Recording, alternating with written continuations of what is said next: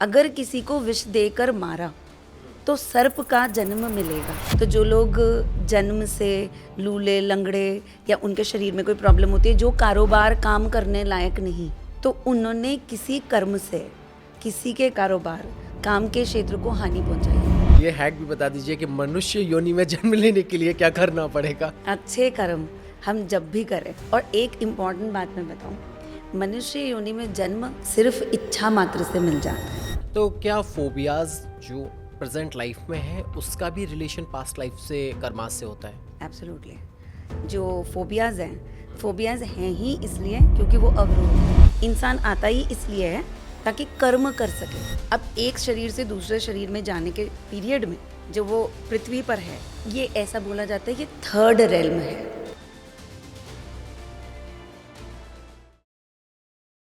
नमस्कार, मैं हूं ऋषभ अग्रवाल और पॉडकास्ट की इस सीरीज में एक बार फिर से स्वागत है। और वादे के मुताबिक हम अपने उसी टॉपिक को लेकर वापस आ गए हैं। जी हाँ, पिछली बार हमने उषा मैम के साथ पॉडकास्ट रिकॉर्ड किया था पितृदोष में, जिसमें पास्ट लाइफ का जिक्र हुआ था और हमने आपसे वादा किया था कि हम पास्ट लाइफ पे ज़रूर बात करेंगे, स्पेशल एक पॉडकास्ट बनाएंगे। और आज हम अपने वादे के मुताबिक वापस आ गए हैं। डॉक्टर उषा भट्ट जी हमारे साथ एक बार फिर से स्टूडियो में मौजूद हैं और आज हम पास्ट लाइफ पे बात करने वाले हैं। पिछले जन्म के हमारे जो कर्माज हैं उनका इम्पैक्ट हमारी प्रेजेंट लाइफ पर क्या पड़ता है, कौन कौन से सेक्टर्स को वो इम्पैक्ट करता है, उसका सोल्यूशन क्या है, क्या नेगेटिव जो वर्क हमारे रहे हैं पास्ट लाइफ में उनको बैलेंस किया जा सकता है, कार्मिक हीलिंग और तमाम तरह की जो चीज़ें हैं उनसे कैसे उनका सोल्यूशन निकाला जा सकता है। तो हमारे साथ इन्हीं सभी टॉपिक्स पर बात करने के लिए मौजूद हैं डॉक्टर उषा भट्ट मैम जी। मैम, बहुत बहुत स्वागत है आपका। थैंक यू स्टूडियो में मुझे बुलाने के लिए।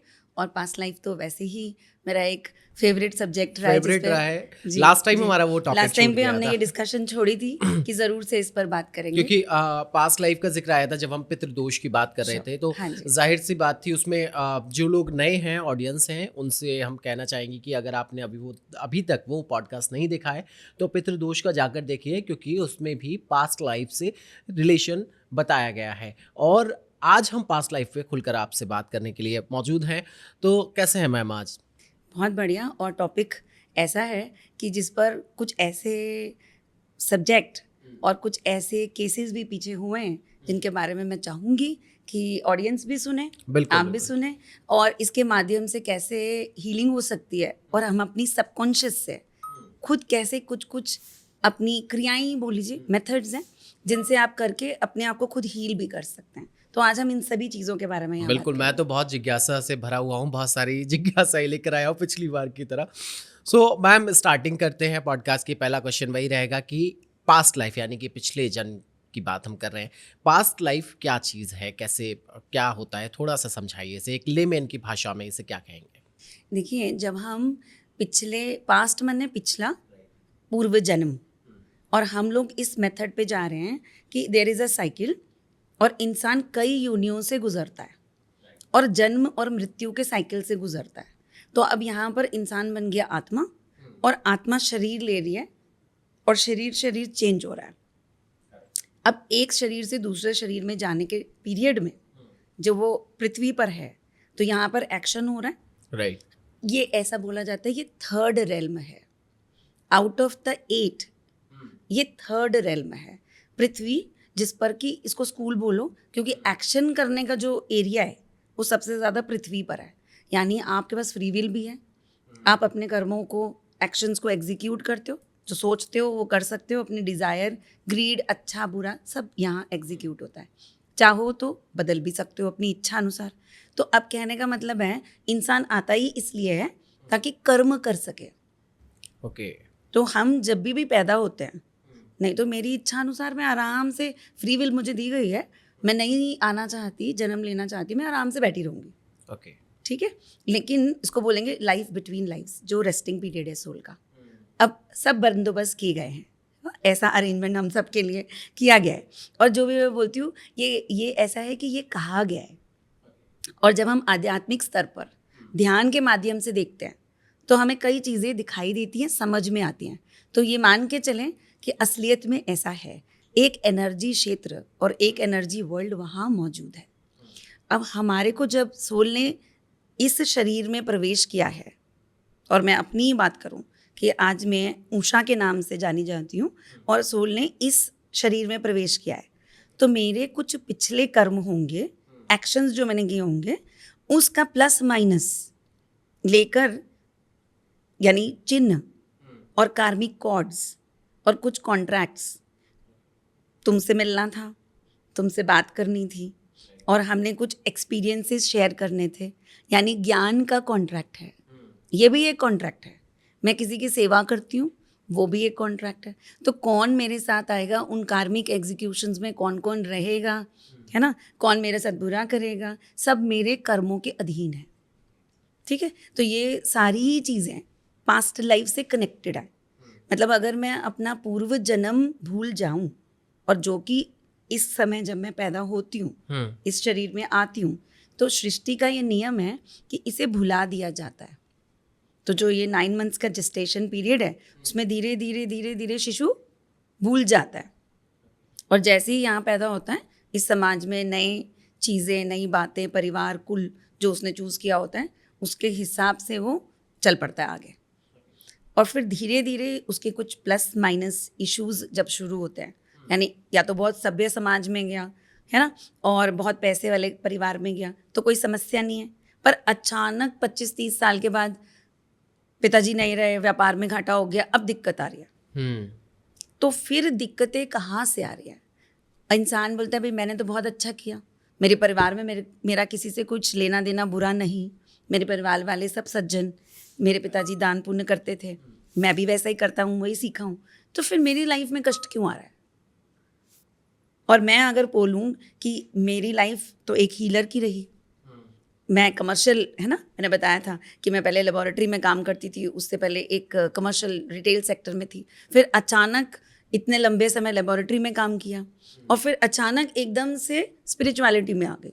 तो ये जर्नी भी अपने आप में एक सोचने की विषय है। और फिर जब आज ये एज ए हीलर काम कर रही हूँ, तो हर डॉट को जोड़ पा रही हूँ, तो कहीं ना कहीं मेरा पास्ट लाइफ से निकला कि मैं पिछले जन्म में क्या क्या थी, उसके गुण और उसके अवगुण आज इस जन्म में मेरे साथ चल रहे हैं।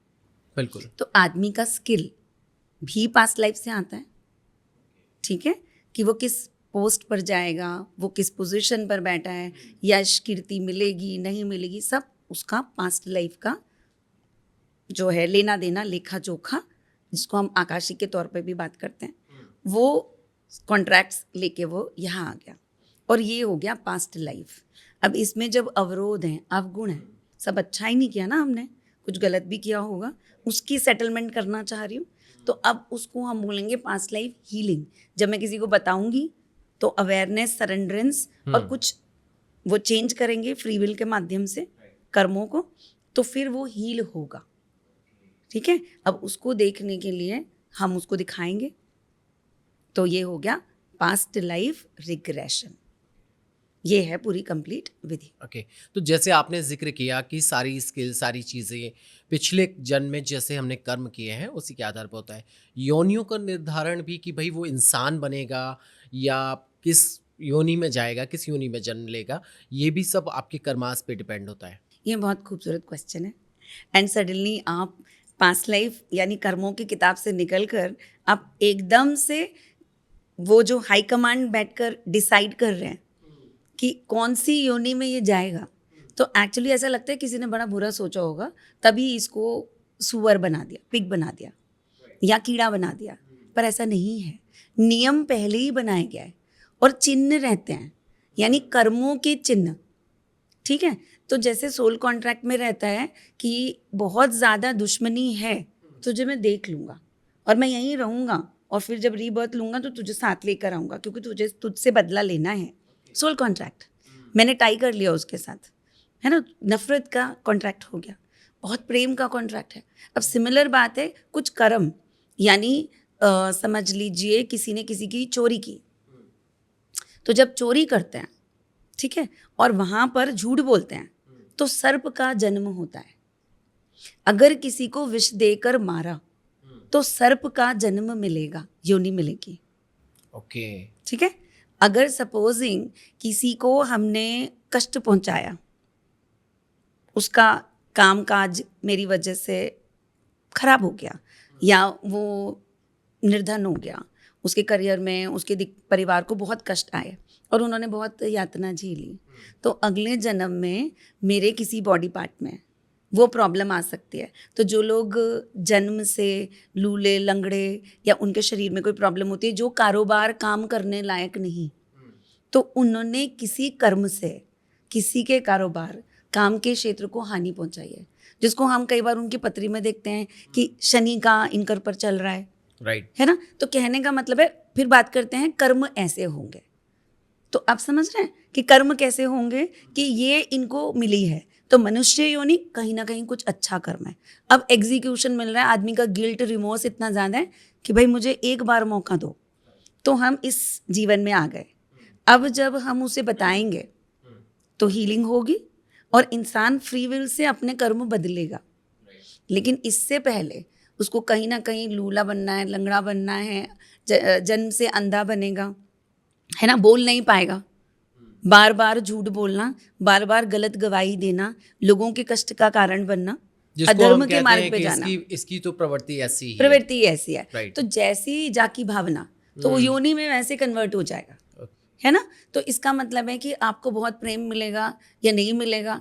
अगर सपोजिंग किसी को हम बोलते हैं कि जैसे डॉग्स है, हमारे पेट एनिमल्स हैं, हम बोलते हैं अब ये लास्ट है, क्योंकि उनको बहुत अफेक्शन, उनको लोग पालने लगे, गाय को लोग पालने लगे, उनको घर में पूजा जाता है, तो यानी कि अब ये क्या हो गए, ये अच्छे योनि तो है पशु की, लेकिन गाय हम कितना पूजते हैं उसको, कितना सैक्रेड मान रहे हैं, क्योंकि उसकी जो हमारी तरफ चेतना है उसमें अपने मालिक के प्रति वफादारी, जैसे डॉग्स भी हो गए, वफादारी, और साथ ही साथ वो हर तरीके से आपको प्रॉस्परस बनाने में सक्षम है ना।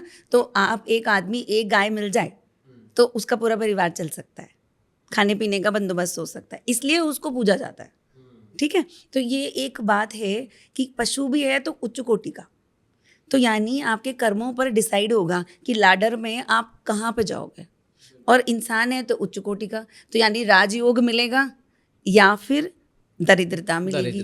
इस तरीके का ऑर्डर बनता है। कष्ट कैसा, योनि कैसी। तो मैम एक मेरी जिज्ञासा अभी जागी है कि ये भी बता दीजिए, ये हैक भी बता दीजिए कि मनुष्य योनि में जन्म लेने के लिए क्या करना पड़ेगा इस जन्म में। अच्छे कर्म हम जब भी करें, और एक इम्पॉर्टेंट बात मैं बताऊं, मनुष्य योनि में जन्म सिर्फ इच्छा मात्र से मिल जाता है। ओके। लेकिन हमारी इच्छा इतनी तीव्र होनी चाहिए, जैसे कि अगर हमारी इच्छा इतनी तीव्र है कि मैं चाहूँ कि मेरे जितने पूरे कर्म, तो इसका मतलब जितने बुरे लोग हैं, अगर वो लूले लंगड़े या फिर से एक बार वो बाघ बना, एक बार वो छिपकली बना, एक बार वो कीड़ा बना, अब अगर वो इस योनि से बाहर ही नहीं निकल पाएगा तो उसे चांस ही नहीं मिलेगा ना अपने आप को इम्प्रूव करने के लिए। तो इच्छा मात्र से थॉट्स और जीवन और वाइब्रेशन तो सबके अंदर है ना, सबके अंदर एनर्जी है, और एनर्जी के माध्यम से ही पूरी सृष्टि चलती है। Everything is energy. तो उसको कहीं पता है कि अब इसका समय आ रहा है, धीरे धीरे धीरे ये अपना काट रहा है, और अब इसकी इच्छा प्रबल हो रही है, अब मुझे करना है, अब मुझे कार्य करना है। तो वो इच्छा से मानव जीवन में यानी मनुष्य शरीर में आएगा। प्लस इसमें और भी बहुत सारे कार्मिक कारण हैं। जिस कुल में वो जाएगा वो भी तो चॉइस है, जिस माता को वो चुनेगा।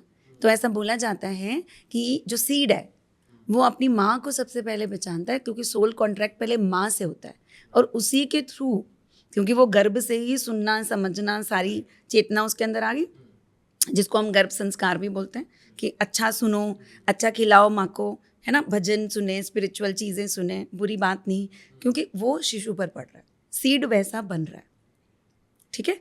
तो ये एक बहुत ही ट्रांसफॉर्मेशनल जर्नी है। तो जैसा वो विचार लेकर आ रहे हैं, धीरे धीरे धीरे वो वैसा ट्रांसफॉर्म होना शुरू हो जाएगा, और वो उसी कॉन्ट्रैक्ट के हिसाब से माता को चुनता है।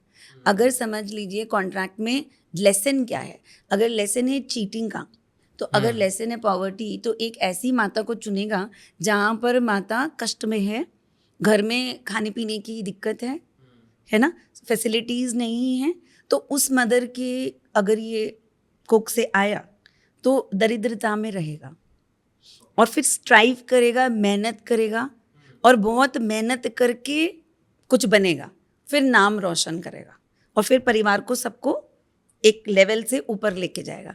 तो यहाँ 2 कारण हो गए, एक कुल वेट कर रहा है कोई ऐसा आए और ये इस मदर को चूज कर रहा है, इसके साथ सोल कॉन्ट्रैक्ट है, क्या पता पिछले जन्म का कुछ लेना देना है, हो, राइट। इनको कुछ मैंने देना है कर्म कर, तो कार्मिक डेट है, ऋणी हूँ मैं इनकी, तो मैं जो इनको करके दूंगी वो ऐसा नहीं कि मैं एहसान कर रही हूँ, मैं अपना कार्मिक ऋण चुका रही हूँ। तो मैंने वही कहा, सारा गेम अवेयरनेस का है। जैसे ही इंसान पास्ट लाइफ करता है या करवाता है, धीरे धीरे उसके अंदर की जो भावना है ना, वो मैं हूँ और ये आई की तरफ से आप हटना शुरू हो जाते हो, क्योंकि आपको समझ में आना शुरू हो जाते हैं कि ये पीछे का काट रहा हूँ, ये आगे के लिए ये बना आगे रहा के लिए बना हूँ, रहा ये हूँ, प्रारब्ध है हम्म, और ये मेरी रिपोर्ट कार्ड से आ रहे हैं। तो फिर वो जो घमंड वाली जो फीलिंग है वो धीरे धीरे कटनी शुरू हो जाती है ना। So this is the entire process जिसके थ्रू योनियां डिसाइड होती है। तो आपने बताया कि पास्ट लाइफ से कैसे योनियां डिसाइड होती हैं, लेकिन नया जन्म होने के बावजूद भी, जैसे आपने बता रहे थे, आप 9 महीने में सब भुला दिया जाता है, लेकिन बहुत सारे बच्चे देखे हैं जिनको याद रहता है कि हम पिछले जन्म में क्या थे, ये कौन थे, ये मेरी माँ थी, पिता कौन थे, मतलब कुछ ना कुछ उनको रिमेंबर रहता है और उसके लिए फिर बहुत सारे प्रोसेस की भी किए जाते हैं कि ये भूल जाए कैसे भी, है ना। तो उसका क्या कारण रहता है कि उनको याद रह जाता है? देखिए, सृष्टि का जो नियम है उसके हिसाब से किसी भी चीज़ को नया स्टार्ट होने के लिए पुराने को हटाना पड़ता है, वरना वो फिर इंटरफेयर क्रिएट करेगा। वो इन्फॉर्मेशन, ये मेरे माँ बाप है नहीं, मैं पीछे पहचान नहीं पा रहा हूँ, और ऐसे बच्चों में ये प्रॉब्लम आती है। लेकिन सोल में इम्प्रेशन है, एक हो गया मेमोरी, एक है इम्प्रेशन ठप्पा, और वो इतना ज़बरदस्त है, ठीक है। ऐसा केस आप ये समझ लीजिए कि एक बच्चा एक गरीब घर में पैदा हुआ और वो ये कह रहा है आप मेरे माँ बाप नहीं है, क्योंकि सोल इम्प्रेशन इतना है, मेरा महल कहाँ है, वो फरानी जगह पर मेरा घर है, बिल्कुल महल जैसा है, मैं वहाँ का हूँ। शायद वो क्षेत्र बताए, शायद वो जगह बताए, ठीक है, या मैं वहाँ का तो राजा था, हो सकता है वो लैंड जो बता रहा है, वो जगह जो बता रहा है। आज आप गूगल पे देखें, उस समय में, उस ज़माने की जिसकी वो बात बता रहा है, उस समय उस तरीके के लोग वहाँ पाए जाते थे, वहाँ बिल्डिंग्स मिलेंगी, बट यही वो है, ये यही बता सकता है, और हमें इसी के थ्रू ही इस बात को मानना पड़ेगा, ठीक है, क्योंकि उसके अवचेतन मन में वो पूरी स्टोरी जो है वो कैप्चर्ड है, और वो अब ये बात को नकारना चाह रहे हैं कि मैं पुअर नहीं हूँ। वेरेज जो सोल कॉन्ट्रैक्ट है और जो सोल बुक है, उसके हिसाब से उस बर्थ में उसने जो जो नकारात्मक सकारात्मक कर्म किए और उसमें से कुछ की एग्जीक्यूशन अभी होने वाली है, पर सोल में इम्प्रेशन इतना ज़बरदस्त है कि वो अभी भी महल ढूंढ रहा है। ये तो मैंने सोचा नहीं, क्योंकि यहाँ आते ही सब आधा याद है आधा भूल गए, कि यहाँ आते ही हमारी जो एनर्जेटिक कम्युनिकेशन हुई उसमें मैंने अपनी बुक में जो डाला कि मुझे ये सुधारना है, राइट। शरीर में आते ही सबसे पहले लोभ लालच पावर हिट मार गई, है ना। तो हम बोलते हैं हमारे चक्र होते हैं, उसमें सबसे पहला चक्र कौन सा है, रूट चक्र। तो जो मूलाधार है वो सीट ही है, रोटी कपड़ा और मकान, पावर, प्रॉस्पेरिटी। तो आदमी को एक जीवन में चाहिए क्या, सबसे पहले यही। तो इसका मतलब वो ज़्यादा पैदा होते ही बोलेगा लाओ मेरा महल, और ये इम्प्रेशन है, ऐसे तो मैं रह ही नहीं पाऊंगा। तो ऐसे बच्चों में धीरे धीरे ये ज़रूरत होती है कि इनको अब टेक्निक्स के थ्रू थर्ड आई बैलेंस करते हैं, रूट चक्र बैलेंस करते हैं, और फिर धीरे धीरे धीरे एज दे ग्रो डेफिनेटली वो चीज़ असर कम हो जाता है और इम्प्रेशन हल्का हो जाता है। आपकी बातों से मुझे एक फिल्म का नाम याद आ गया, उसमें भी कुछ पास्ट लाइफ का रिलेशन था, करण अर्जुन। और उसमें शाहरुख खान और सलमान खान दोनों पहले माँ के बेटे होते हैं, फिर वो डेथ हो जाती है, फिर दोबारा से रीबर्थ होता है और वो उनके वहाँ पे आते हैं, और उस जगह को देख के, उस सिचुएशन को देख के उन्हें पुराना जीवन अपना याद आने लगता है, पुरानी चीज़ें याद आने लगती है। तो ऐसा भी होता है कि किसी प्लेस पे जाके आपको पुरानी चीज़ें अचानक से याद आ जाए, पिछली लास्ट पास्ट लाइफ की? देखिए, पूरी थेरेपी ही इसके आधार पे बनी है। अगर हम ये कह रहे हैं, इसको 2 पार्ट में डिवाइड करते हैं, एक आप अचानक उस जगह पर पहुंच गए, ठीक है। तो फॉर एन एग्जाम्पल मैं अपना ही एक एग्जाम्पल देती हूँ, केस बताती हूँ कि मुझे कुछ समय पहले ये बिल्कुल भी पता नहीं था कि मैं गई थी औरंगाबाद, पहले पुणे गई। पुणे में मुझे एक ऑडिट करना था, समहाउ वहाँ का ऑडिट और वहाँ कुछ चेंजेस हो गए, ठीक है, और बहुत बारिश हो गई तो हम वहाँ स्ट्रैंडेड हो गए। तो अब यूँ हुआ कि आप यहाँ से औरंगाबाद चले जाओ। I called up my friend कि भाई अब क्या करना है, अब कोई काम तो होगा नहीं। तो बोली औरंगाबाद चली जा, वहाँ पर केव्स वगैरह हैं, समय बीत जाएगा, फ्लाइट का आपका जो वापसी का है उसको ऑन स्केड्यूल पकड़ लेना। तो हम औरंगाबाद गए और वहाँ से चले गए आगे अजंता एलोरा केव्स एलोरा। देखने के लिए, ठीक है। तो अब ये केव्स देखने का मन बन गया और हम अचानक केव्स देखने चले गए। अब जब वहाँ घूम रहे हैं तो जो गाइड हैं उन्होंने मुझे एक जगह पे ले जाके बोला, अब यहाँ से ये सीढ़ियाँ शुरू होती हैं, ऐसे स्टेप्स हैं और एक ऊंची सीढ़ियाँ शुरू होती हैं और वहाँ पर जाकर पीछे की साइड पे। तो अभी उन्होंने अपना सेंटेंस कंप्लीट नहीं किया और मैंने उनको एक्साइटेड होके बोला, ये जो सीढ़ियाँ हैं ये एक सामने एक बड़े से चबूतरे को लेके जाती है, उसके बाद एक ग्रासलैंड है, उस ग्रासलैंड के पीछे की तरफ कुछ केव्स है और उस केव्स के पीछे की साइड थोड़ी दूरी पर चलकर जाना है तो एक वाटरफॉल है क्या जो नीचे की तरफ बहुत ऊंचाई से गिर रहा है। ऐसा ही बोला मैंने उनको। तो ही वाज लाइक हाँ है तो, पर आपको अब थोड़ा चेंज हुआ है, अब वहाँ पर ऊपर सीढ़ियाँ बनी है, पीछे के साइड से जाइएगा, ये रास्ता बंद है और एक ब्रिटिशर ने खोजा था, वहाँ से जाकर आप देख सकते हो, देयर इज़ अ वाटरफॉल। और मैं इतनी सुपर एक्साइटेड हो गई क्योंकि मैंने इस जगह को अपनी मेडिटेशन में देखा था और मुझे बिल्कुल भी पता नहीं था कि मैं जाऊंगी तो ऐसा होने वाला है। और वो मेरे पास्ट लाइफ की एक विजन जो मुझे प्रेजेंट लाइफ में वहाँ जाकर एकदम हिट की, ठीक है। तो मुझे तब पता चला कि एक टाइम में एक जैसे बोलते हैं ना, आज के टाइम में बोला जाता है कि ये गोरा रंग ही बहुत अच्छा है, काला रंग अच्छा नहीं माना जाता, सांवला रंग अच्छा नहीं माना जाता। पर उस समय मैं एक बहुत ही सांवली रंग की राजकुमारी और वहाँ पर मेरा बड़ा रुतबा और स्टेटस हुआ करता था। तो स्किल और जो कहते हैं ना पेंटिंग एंड इसकी वो बड़ी प्रेमी थी, तो बहुत सारे लोग वहाँ पेंटिंग्स और ये सब किया करते थे।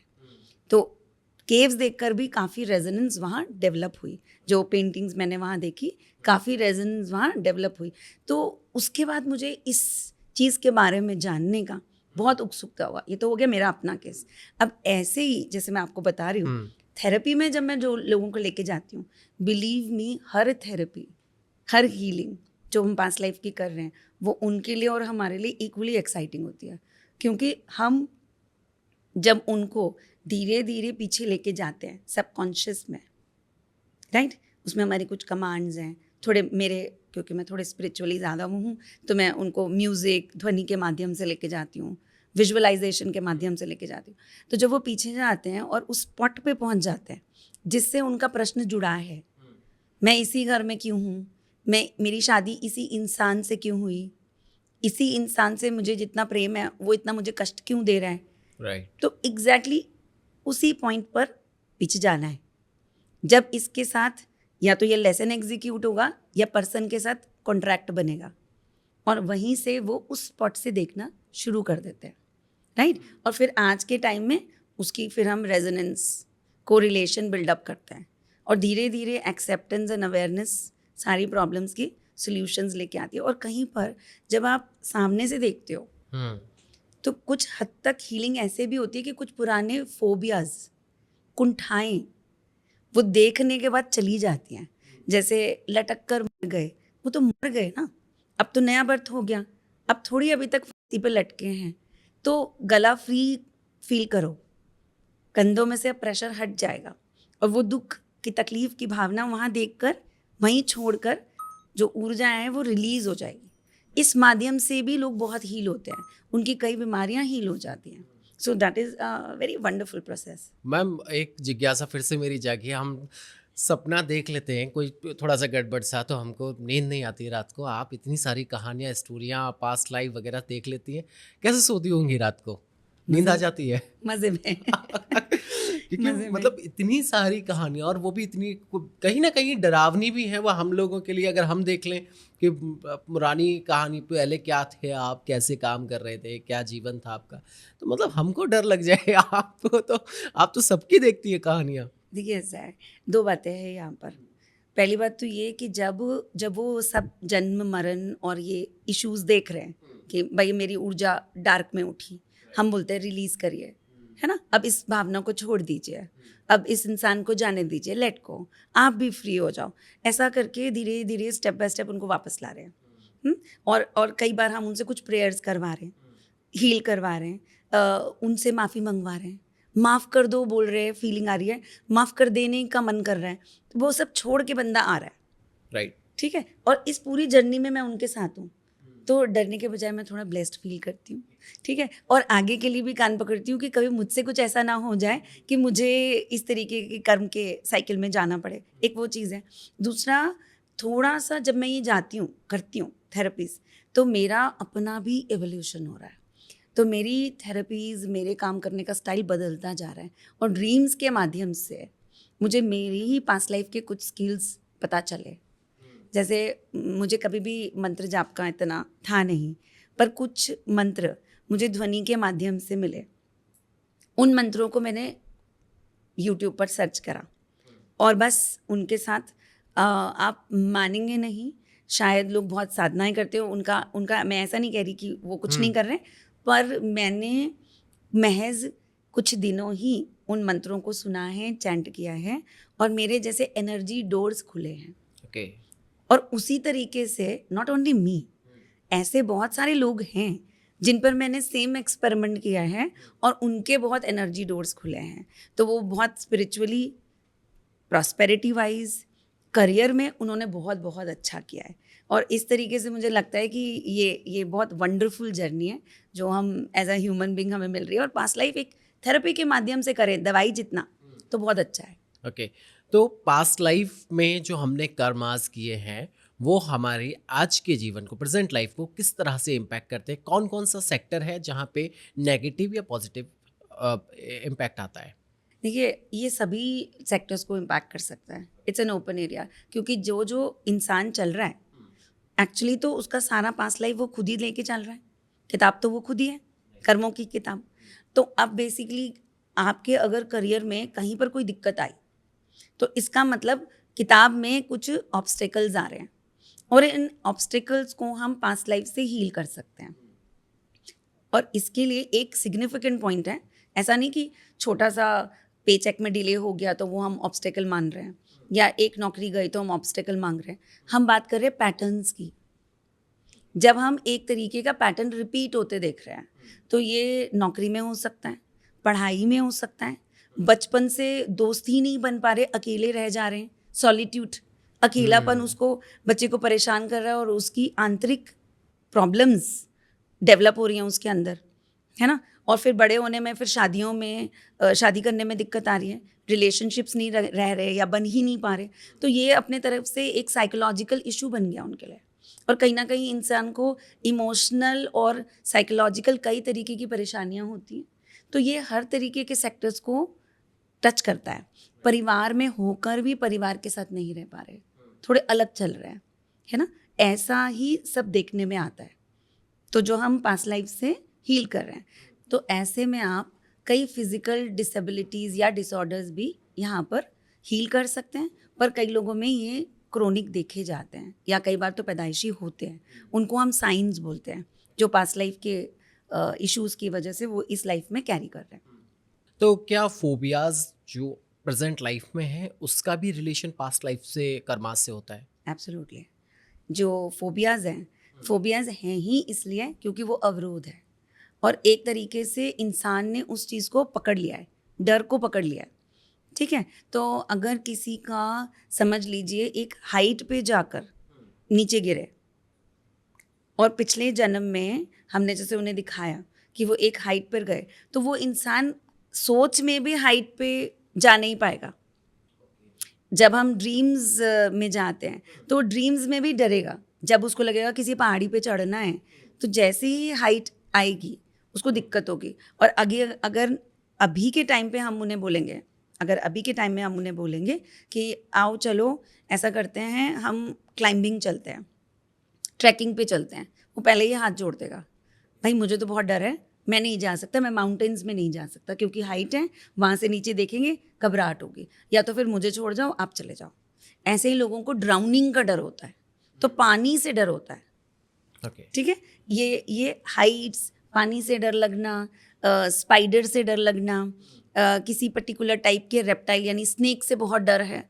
और ये डर मतलब ऐसा नहीं सबको डर लगता है, लेकिन आप एक तरीके से बॉडी में रिएक्शंस पैदा होते हैं, सफोकेशन हो सकती है ना, उन्हें चोकिंग फीलिंग हो सकती है।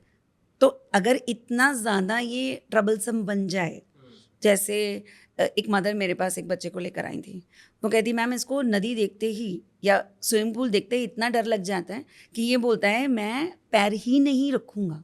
ओके। तो अगर अभी से हमने नहीं किया और सपोजिंग हम कहीं ट्रैवल कर रहे हैं या ये कल को कहीं ट्रैवल करता है, तो ये तो किसी भी चीज़ में पैर रखेगा ही नहीं। बोट में पाँव नहीं रखा तो उन्हें स्ट्राइक किया कि ये तो बोट में पाँव ही नहीं रख रहा और हम इसे बोटिंग ले जा रहे हैं। He says no. और फिर जब 2-4 बार इन्होंने ध्यान दिया तो बच्चा इतना घबरा रहा है, वो चिल्ला चिल्ला के रो रहा है क्योंकि उसको पिछले ड्राउनिंग का यानी पिछले बर्थ से ड्राउनिंग की जो डेथ है वो अभी तक इतनी ज़्यादा इम्प्रिंटिंग हो रखी है कि उसको मालूम है कि मैं पानी में गया, डूबा और वो फियर इतना ज़्यादा ट्रैप हो रखा है एनर्जी में। अब हमें क्या करना पड़ेगा, धीरे से उसको वहाँ ले जाना है, धीरे से लेके जाएंगे, दिखाएंगे, वो ड्राउनिंग सीन दोबारा चलेगा, एनर्जेटिकली चलेगा। वो वहाँ जाएंगे, ड्राउन होके शरीर छोड़कर फिर इस जन्म में आएंगे और फिर खुद को देखेंगे और फिर रिलीज हो जाएंगे। That's the process. और इस पूरे प्रोसेस में ऑफ कोर्स सब कुछ रिकॉर्ड हो रहा है, तो पेरेंट्स को भी पता है सब सेफ है और हमें भी पता है सब सेफ है। और आप सो रहे हो मगर आप नहीं सो रहे हो, ऐसे ट्रांस टाइप स्टेज है। ऐसा नहीं है कि वो बेहोश हो गया। हम पूछ रहे हैं और वो बताते हैं। आप अपने आप को खुद कहाँ पाते हो, आप कहाँ पर हो, पानी देख पा रहे हो, तो वो ऐसे बताते हैं हाँ पानी है, मैं नीचे पड़ा हुआ हूँ, अब अपना शरीर दिख रहा है, हाँ दिख रहा है, मैं ऊपर उठ रहा हूँ, ये सारा कुछ वो बताते हैं। ओके। तो किन लोगों को पास्ट लाइफ रिग्रेशन या पास्ट लाइफ रीडिंग करानी चाहिए? एक लेमैन को तो पता नहीं होता कि मुझे अब ज़रूरत है या मुझे को किसी हीलर के पास जाना चाहिए। तो क्या ऐसे इंडिकेशंस होते हैं एक लेमैन को मिलेंगे जो उसको लगेगा कि मुझे अब हीलर के पास जाना चाहिए? देखिए ऐसा है, यहाँ पर काम करने के लिए अलग अलग टर्म्स हैं, जैसे past life regression, now there is hypnosis है, एंड क्लिनिकल हिप्नोसिस तो अपने आप में एक पूरा विंग है। पर सारा और जिसे मैं बात कर रही हूँ पास्ट लाइफ हीलिंग, मैं एक हीलर हूँ, तो अब काफ़ी सारे एरियाज अवेलेबल हैं जिसके थ्रू क्योर अवेलेबल है, कोई भी मेथड अपनाया जा सकता है। ठीक है, अब इसमें क्या है कि जब इंसान ये समझता है कि मेरे को ये प्रॉब्लम दवाई खाने से भी नहीं जा रही, मैंने अपना मन भी भटका लिया तभी भी ठीक नहीं हो रहा, तो वो अलग अलग मेथड्स अपनाता है। और ऐसे में ही अब तो thanks to the information and media around, social media also, काफ़ी सारी जानकारी अवेलेबल है, तो हीलर्स के बारे में लोग काफ़ी जाने हैं और उनको ये लगता है कि इससे हमारे को दवाई खाने से अच्छा है कि अगर इससे मैं हील हो जाऊं, क्योंकि it's a long term system. उन्हें ऐसा लगता है कि मैं हील होकर लॉन्ग टर्म सिस्टम, एंड दूसरा इसके कोई साइड इफेक्ट नहीं है, पास्ट लाइफ का कोई साइड इफेक्ट नहीं है। ठीक है, ट्रॉमा है तो क्षण भर का, फिर धीरे धीरे तो आप उसमें से निकल जाओगे और थोड़ा रोना अच्छा होता है। ठीक है, मैं एज ए हीलर बोल रही हूँ क्योंकि उसमें जब रिमोर्स है ना, देखिए मैं अब मर के कब जाएंगे और कब दूसरा बर्थ होगा, बट इसी बर्थ में उसको देख लें और काट लें और अपने आप को हील कर लें, वो अपॉर्चुनिटी मिल रही है, उससे बेटर क्या है। और a small span of time you go into the past birth और आपका अवचेतन मन उस पूरे बर्थ को एग्जीक्यूट कर रहा है, उस पर्टिकुलर एपिसोड को एग्जीक्यूट कर रहा है और फ्री हो जा रहा है। तो ये ब्यूटी जो है, और जो आदमी देख भी पाएगा वो भी देख पाएंगे, ये उन्हें बहुत मेस्मराइजिंग लगती है। पर ये साथ ही साथ मेस्मराइजिंग तो ऑफकोर्स है, बट ये बहुत ही ज़्यादा हीलिंग कैपेसिटी रखती है। तो अंदर तक जो आत्मा की तृप्ति है वो हो जाती है। तो इसको हम बोलते हैं एक तरीके से आपकी लाइट हीलिंग हो रही है, आपकी डीएनए हीलिंग हो रही है। तो जितनी भी मेथड्स एंड मोडालिटीज़ हैं हीलिंग की, ये अंदर तक आप ये कह लो उसका पूरा डीएनए चेंज करने में काबिलियत रखती है। Okay. तो मैं ये नहीं कहती हूँ कि बस कोई भी डिजीज़ हो और फट से पास्ट लाइफ कराओ और ठीक हो जाएगा, पर काफ़ी हद तक लक्षण कंट्रोल में किए जा सकते हैं, उन्हें हील किया जा सकता है और रीजनरेशन की जा सकती है। बिल्कुल, जैसे आपने लक्षण की बात की, तो क्या क्या लक्षण दिखाई देंगे तब लगेगा कि हाँ हीलर के पास जाना चाहिए? वो एक सरल भाषा में मैं आपसे जानना चाहता हूँ कि ऐसा कौन सा इंडिकेशन मेरे को मिलेगा, या मुझे क्या लगेगा कि हाँ अब मुझे लग रहा है कि कुछ ब्लॉकेज हैं और मुझे अब हीलिंग करानी चाहिए या पास्ट लाइफ करवाना चाहिए? या आपके पास जो क्लाइंट आता है उसमें आप कैसे देखते हैं कि अब इसको कौन सी हीलिंग करके हम आगे इसको सॉल्व कर सकते हैं इसकी प्रॉब्लम को? या तो एक बहुत ही सिंपल बात है कि अगर समझ लीजिए किसी को धन का अभाव है, ओके, और मैं एक एग्जांपल देती हूँ कि वो ये बोलते हैं कि देखिए मैंने व्यापार भी करके देख लिया, मैंने नौकरी भी करके देख ली, Okay. पर सेटलमेंट आ ही नहीं रही, धन का अभाव है तो खत्म हो ही नहीं रहा, Right. है ना। इतना हम कमाते नहीं जितने हमारे खर्चे हो जाते हैं, और पुअर मतलब पुअर, हमने बहुत जोर लगा लिया और ऐसा चल ही रहा है। तो अब हम क्या करेंगे? अगर ये 15-20 साल हो गए, 5 साल हो गए, एक पैटर्न है। Right, I always have a habit of identifying the pattern. इंसान कहने की कोशिश क्या कर रहा है, इसमें कहाँ पैटर्न है? ठीक है, पैटर्न इस बात का है कि इसको पैसे कम पड़ रहे हैं, या पैटर्न इस बात का है कि खर्चे ज़्यादा हैं, यानी पारिवारिक रिस्पॉन्सिबिलिटीज़ हैं। तो पास्ट लाइफ किस चीज़ का करना है? ये पैसे नहीं कमाता है, कामचोर है, या इसको घाटे हो जाते हैं, कोई चीटिंग कर रहा है इसके साथ, या फिर इसका परिवार, इसके कुनबे की रिस्पॉन्सिबिलिटीज़ इतनी ज़्यादा हैं कि ये जितना भी कमा लेगा ये रिस्पॉन्सिबिलिटीज़ कभी फिनिश नहीं होंगी। तो अब सेगमेंट्स सेम प्रॉब्लम के आ गए।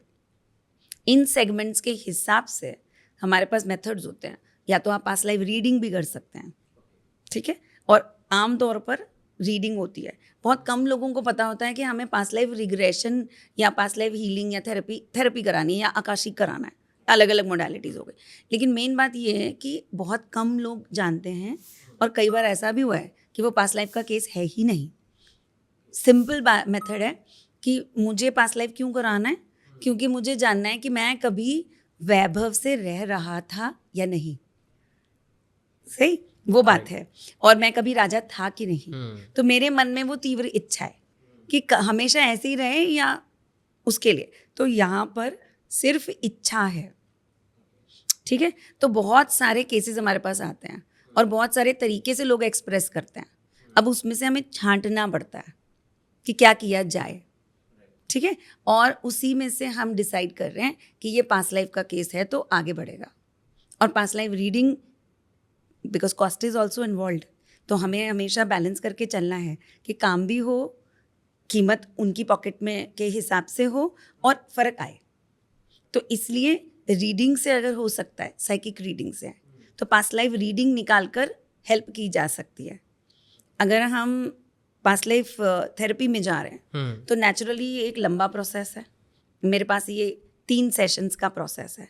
अब इंटरनेशनल लोग हैं या बाहर बॉम्बे में रहते हैं तो उनके लिए ये एक एडिशनल इशू हो सकता है, तो इसमें भी एक इशू रहता है।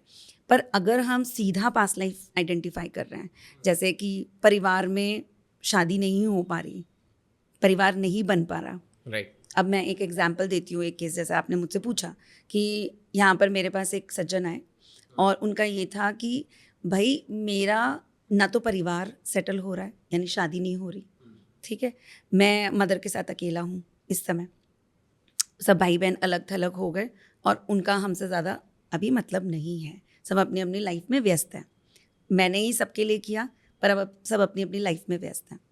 अब इसके बाद मैंने व्यापार करने की कोशिश की, ठीक है, तो व्यापार में भी बार बार मुझे घाटा हो जाता है। तो मेरी लाइफ में ऐसा क्यों है कि मैं पर्सनली, अब मदर भी चली जाएंगी तो मैं तो अकेला रह जाऊंगा। तो अब मेरी लाइफ में पर्पस क्या है, मेरी लाइफ में है क्या, और ऐसा ये बार बार मेरे साथ हो क्यों रहा है, अवरोध क्यों है। जब रिलेशनशिप भी बनाता हूँ थोड़े समय सही चलता है फिर खराब हो जाता है। तो अब इस केस को जब हम पास्ट लाइफ में ले गए, अब ये हार्डकोर पास्ट लाइफ केस है क्योंकि अवरोध है, ब्लॉकेज है, पर्सनल लाइफ नहीं बन पा रही है। Correct. और इसमें पर्सनल लाइफ में पैसा भी एक पार्ट आ जाता है। इंसान का एक ही सेक्शन है मनी और दूसरा सेक्शन है उसका परिवार, ठीक है। ये दोनों ठीक हैं तो इंसान भी खुद को ठीक फील करता है, एक्सेप्ट कि कोई बीमारी अब लग गई, ठीक है। तो अब ये इंसान जो है जब रिग्रेशन में गया है, इसको हम लेके गए हैं और हील करना शुरू किया है, तो हमें पता चला है कि इन वेरियस बर्थ ये अपने 3 से 4 बर्थ में गए, ठीक है। उसमें से एक सिग्निफिकेंट बर्थ जो इसका सीड है, उसमें ये पता चला है जैसे कि ये इंसान व्यापार के लिए बाहर गए हैं, अपने यहाँ से जहाँ पे भी वो काम कर रहे हैं, बहुत पुअर थे तो बहुत काम कर रहे हैं, बड़ी मेहनत से काम कर रहे हैं, परिवार को दूसरी जगह छोड़ के आए हैं, अब यहाँ मेहनत करके पैसा रेगुलरली परिवार को दे रहे हैं, और जब कुछ समय के बाद पैसा वैसा कमा के एक रिटायरमेंट की जैसे एज आ जाती है, अब इंसान कहता है कि अब मैं अपने घर वापस जाऊँ, तो अब everybody will be waiting for me, ठीक है। और अब सुख से रहूँगा इनके साथ मिलजुल के, इतने टाइम मैंने किया, सीधी सी बात है अब ये मेरा करेंगे। लेकिन अब बच्चे बड़े हो गए हैं, बीवी की अपनी एक लाइफस्टाइल, जितना भी पैसे से उन्होंने बनाया वो लाइफस्टाइल बन गई है, अब उनके पास समय नहीं, और सबसे बड़ी बात है इतने टाइम इंसान की प्रेजेंस नहीं रही, तो उसके लिए अब जगह बनाने में उन सबको दिक्कत हो रही है। करेक्ट। और ये अपने आप को वहाँ परिवार का होकर भी परिवार में सेटल नहीं पा रहा। तो उस वक़्त जब इंसान अकेला रह के बीमार हो के ये सज्जन गए, तो मृत्यु के वक्त जब उसके सामने ये चीज़ें घूमी हैं और टोटल रिमोर्स, ग्रीफ और तकलीफ में जब उसने प्राण छोड़े हैं, तो उसने एक वाव संकल्प, ऐसे परिवार का क्या फ़ायदा, हाँ, ऐसे शादी करके क्या फ़ायदा जब पत्नी को मेरी ज़रूरत नहीं है, कोई प्रेम ही नहीं है। ऐसे बच्चे, ऐसे संतानों का क्या फ़ायदा कि उन्हें ये नहीं पता कि उनका फादर उनके लिए क्या क्या कर रहा था, और उनके लिए मेरे पास समय नहीं है, अब वो अपने परिवार के साथ मस्त हो गए, तो मेरे सैक्रिफाइस और मेरे कर्म का कोई फ़ायदा नहीं हुआ। इस रिमोर्स के साथ ये सोल उठी और अब इस शरीर में आ गई। अब क्या है, सोल का जो संकल्प है, वाओ, वो इस बर्थ में इसके साथ ये कैरी कर रहा है और इसको व्यापार, पैसा ब्लॉक कर रहा है। अभी भी कंडीशंस वैसे बन रही है, तो ये कहीं ना कहीं सबकॉन्शियसली रिलेट कर पा रहे हैं, और सोल का जो अंदर से ये वाव है ये एग्जीक्यूट हो रहा है अनकॉन्शियसली। और अब क्योंकि समाज में सबका घर देख रहा है, तो इंसान तो चाहता है ग्रुप में रहना, तो वो ढूंढ रहा है कि मेरी प्रॉब्लम का कोई सोल्यूशन निकालो, पर कोई साइकोलॉजिकल या कोई बीमारी तो है नहीं, तो इसलिए वो हीलर के पास आए। और फिर यहाँ थेरेपी में हमें ये सारा चीज़ पता चला, जिससे कि थेरेपी के थ्रू धीरे धीरे हमने ये वाव संकल्प की एनर्जी को कटवाया। देखो, मैं ऐसा तो नहीं है ना कि कोई नाइफ ले लिया और काट दिया, बिल्कुल, है ना। exactly. जब आप धीरे से पीछे गए, आपने वो एपिसोड देखा कि ऐसे ऐसे हुआ, तो वहीं पर कि अरे ऐसा नहीं, मुझे आज परिवार चाहिए, तो मैं उसे रिवर्स में लेके जाऊंगा, ठीक है। और पूरा देख लेने के बाद वो ऊर्जा अंदर से क्लीन होती है कि मैं आप सबको ब्लेस करता हूँ, और अब मैं जो परिवार बनाऊंगा उसमें क्या करना है और क्या नहीं करना है, ठीक है। तो धन की तरफ कैसा एटीट्यूड रखना है, बच्चों की कैसे देखभाल करनी है, और परिवार की तरफ किस तरीके का संकल्प मेरा होना चाहिए, है ना। तो एक्सट्रीम्स में जब बंदा जाता है तो वो वाव भी ले लेता है, वो भी एक कॉन्ट्रैक्ट बन जाता है, ठीक है। तो ये सारा ही पास्ट लाइफ का गेम है। Thank you so much ma'am, तमाम जानकारियाँ आपने साझा की हमारे साथ, और पास्ट लाइफ पे जो हमारा दर्शकों के साथ वादा था पुराना कि हम बनाएंगे एक पॉडकास्ट, वो आज पूरा हुआ। और यहाँ तक बहुत सारे लोगों ने पॉडकास्ट जिन्होंने अभी तक देख लिया है, उनके लिए कोई टिप्स देना चाहें या कुछ रेमेडी देना चाहें तो प्लीज़। देखिए, पास्ट लाइफ एक थेरेपी है, ठीक है, पर इसके बारे में कई मिथ्स हैं कि आप वहाँ रह जाएंगे, सफोकेट हो गए। तो ये एक मेडिसिन जितना है, इसके कोई साइड इफ़ेक्ट्स नहीं है, ऑल्दो कई मेडिसिन के कई साइड इफ़ेक्ट्स होते हैं। इसमें सिर्फ इतना है कि आप बहुत सेफ प्रोसेस के थ्रू, पर हमेशा खुद पे भी करना है या किसी से करवाना है, तो आप उनकी प्रोफेशनल नॉलेज के बारे में ज़रूर ऑफ कोर्स जानकारी लें, है ना। और खेल खेल में ऐसी थेरेपीज हम नहीं कर सकते, पर कंप्लीट प्रोसेस है, आराम से करवाएं। जितनी ज़रूरी जानकारी है सिर्फ उसी के लिए ही मेडिसिन की तरह ही इसको एग्जीक्यूट किया जाना चाहिए। मैं बार बार ये बात कहती हूँ, सिर्फ फ़न के लिए, क्योंकि अगर ये पटल पे से हटाया गया है हमारे मस्तिष्क से, तो ये हमारी वेलबींग और हमारे आगे की ग्रोथ के लिए कराया गया है। हमें सिर्फ फ्री विल दी गई है कि हम कर सकते हैं रिवर्स, कुछ अवरोधों को हटा सकते हैं, बस उसी के लिए इसका इस्तेमाल किया जाना चाहिए। Thank you so much ma'am, आप आए और हमारा पास्ट लाइफ रिग्रेशन, रीडिंग और हीलिंग के ऊपर आपने मार्गदर्शन किया और बताया कि कैसे काम करता है, क्या प्रॉब्लम्स आती हैं। Thank you so much. नमस्कार। तो हमारे साथ ही डॉक्टर उषा भट्ट जी, जिन्होंने बताया कि पास्ट लाइफ रिग्रेशन क्या होता है, रीडिंग क्या होती है, हीलिंग क्या होती है, आपका प्रेजेंट में जो जन्म है वो कैसे हुआ है, पास्ट लाइफ के कर्माज इस लाइफ में कैसे बैलेंस होते हैं, किस तरह से काम करते हैं, आपको कहाँ कहाँ ब्लॉकेज देते हैं, किस सेक्टर में ब्लॉकेज आते हैं, उसका सोल्यूशन हीलिंग के माध्यम से क्या हो सकता है।